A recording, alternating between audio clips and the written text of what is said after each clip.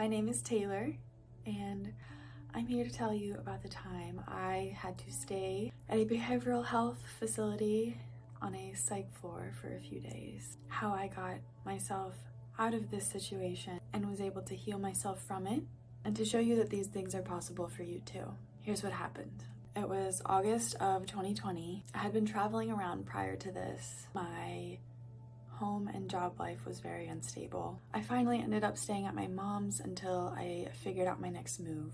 The continuous cycle of going through different homes, jobs, relationships had me feeling like I really needed to figure a lot of things out. And when the pandemic hit and we had all of this space to think about things and time to figure things out, I kind of lost all that momentum and felt like I had nothing really to focus on, nothing and everything at the same time.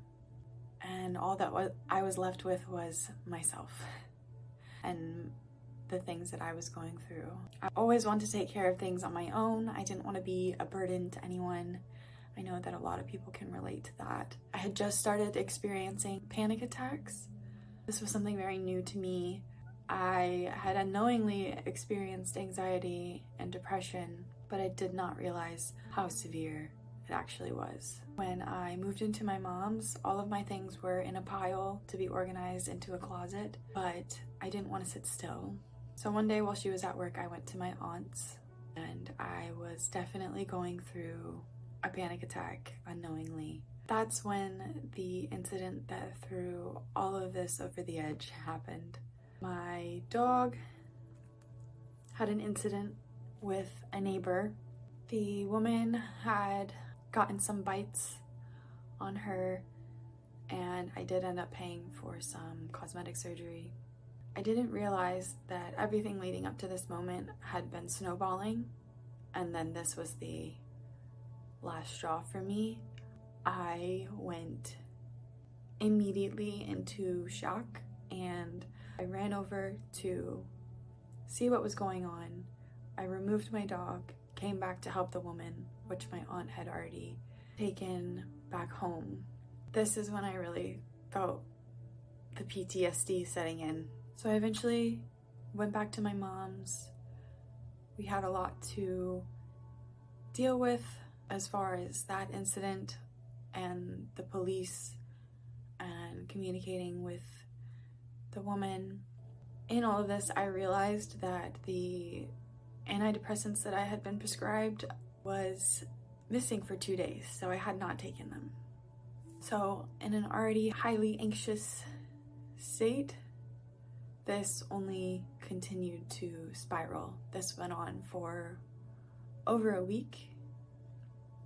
I was taken to an emergency room at one point.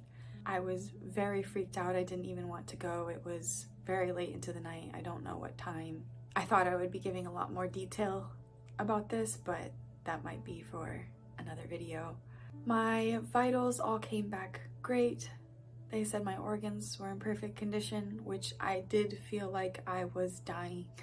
They told me to just eat some more bananas and spinach, that my potassium was low, and they sent me home. I wasn't eating much. I was sleeping maybe a couple hours a night. I was pretty manic. I'm so fortunate that I had people checking in on me or talking with each other to make sure that I was okay. Maybe a couple days after the emergency room, I just was not acting myself at all. And I ended up at my aunt's house where they were trying to help figure out what was going on, get me comfortable. We were just sitting outside. They brought me some lemonade, and I ended up sprinting to my grandma's house a couple blocks away. And that's where they all came and decided it's time to find somewhere where we can find more answers for you. And that's where I went to this behavioral health clinic facility. I'm really not sure what the details of any of it were, but they evaluated me. I was getting weird looks. They weren't really sure what was going on. I didn't trust anyone. My mom said I was saying a lot of weird things, but they were asking me to be honest and to ask questions, so I voiced what was in my head. I eventually moved up floors where they kept processing things. They had me sign myself in, which I didn't realize what I was doing. And then I went up to another floor and they put me in my room and left. And I thought, okay, it's time for me to go now. And I tried to keep going out the emergency exit. And I did a lot of weird things in there, which maybe I will talk about later.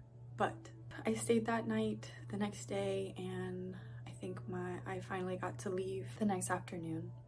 But I was still going through this, and I told my mom before they even took me, I think I'm in psychosis. And she said, I do too.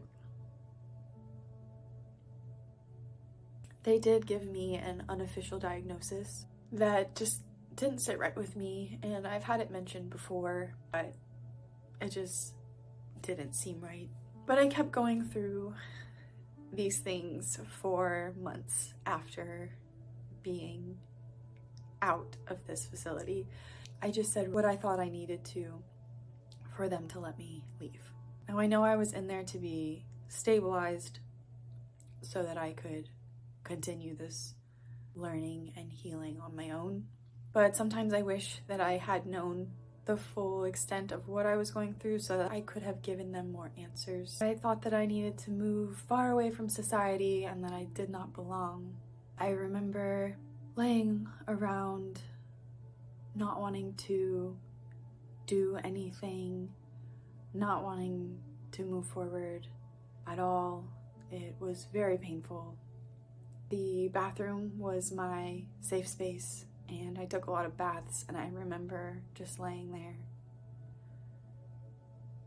feeling so small inside of myself, and I just wanted something to take me out. I didn't want to do it myself, but I just wanted it all.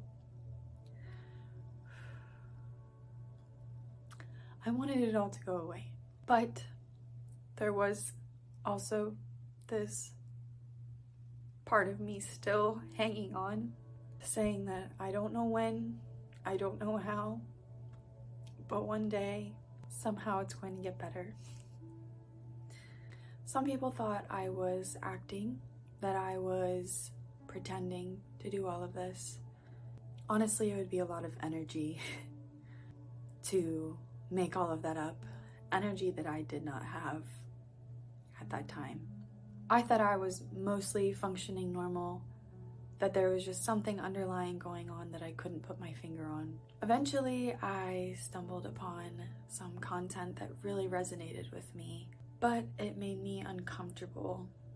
So I decided to push it away, try not to pay attention to it, but it would eventually circle back around, and I could not ignore how much it felt like it was speaking to me. And that's when I found the power of nervous system regulation and emotional healing. These little signs and the support from the people I had around me were the things that kept me going. I also didn't want to leave those people behind. I also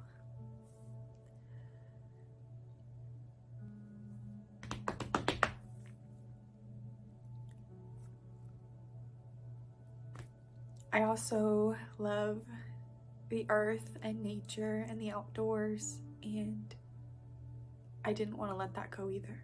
I eventually reached out to the person creating that content, and I took their workshop.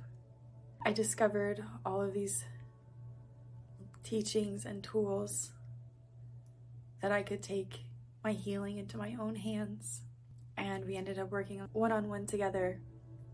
And it is now over 4 years past this incident that I went through, and I finally, as hard as it still can feel, I've finally found the strength to talk about it because I know that there are people out there who need to hear about it.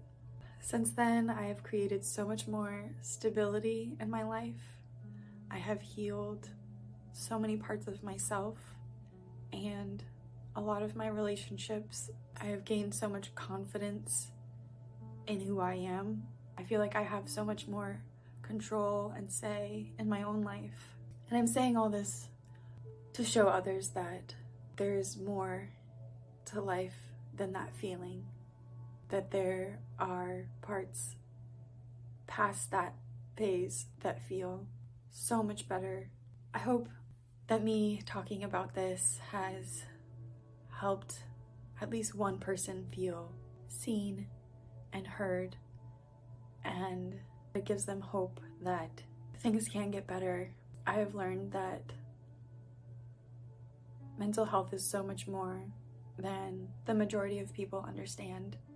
I don't know every angle of things that people have been through, but I do understand that you just want relief. And I want you to know that you're not alone. I want to take shame away from going through these things because it's a part of existing. So many people are going through it without even knowing. It only makes it worse to push it away. I want to encourage people to keep exploring their minds and their bodies and what we can get out of life. There are ways to get better. There are people who understand, and we are all capable of doing this. It takes a lot of vulnerability and inner work, but if you want it, you can do it. And if you don't want it, that's not you talking. It's the illness feeding off of itself. You can have the life that you want. If you'd like to hear more about this story or my other experiences throughout my journey, any relatable advice to do with mental health, trauma, overcoming life circumstances, go ahead and hit that subscribe so you can stay tuned in. You have so much of a say in your story. Please be gentle with yourself, and I'll see you in the next one.